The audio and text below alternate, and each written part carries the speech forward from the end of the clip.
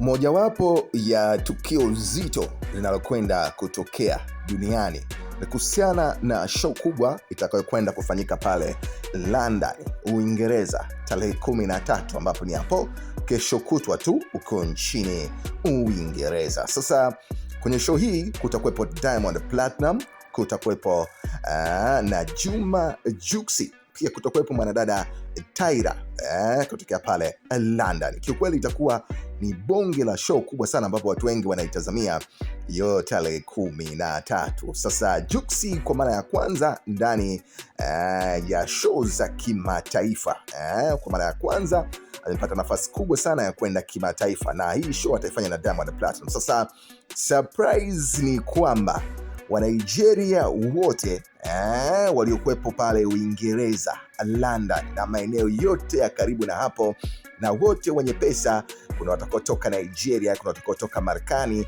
wote wameshathibitisha kushiriki kwenye show hii, na wamesema watahakikisha wanaujaza huo ukumbi wa hapo London, lengo tu kwa ajili ya kumsapoti shemeji yao ambaye ni Juma Jux. Sasa unaambiwa mpaka sasa shamra ni nyingi kwelikweli. Yaani Juma Jux ameonekana kuwa na jina kubwa sana kwelikweli, na Nigeria wameonekana kumkubali kila manoma.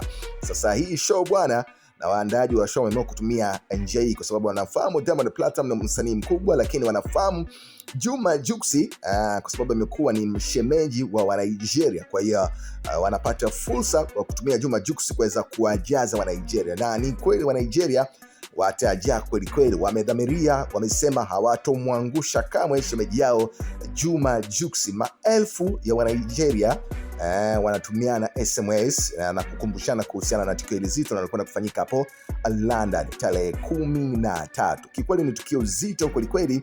Nafikiria hata wewe utakuwa ni mmoja wapo wa watu watakaofuatilia kwa kupitia Leoninga pamoja na social network kama YouTube. Kikweli ni tukio zito sana kwa Diamond Platinum na kwa Juma Jux kufanyikia pale London. So wacha tuone ngoma itakuwaje, kwa sababu ndio kitu kinachozungumziwa sasa na kina hang kwenye online zote.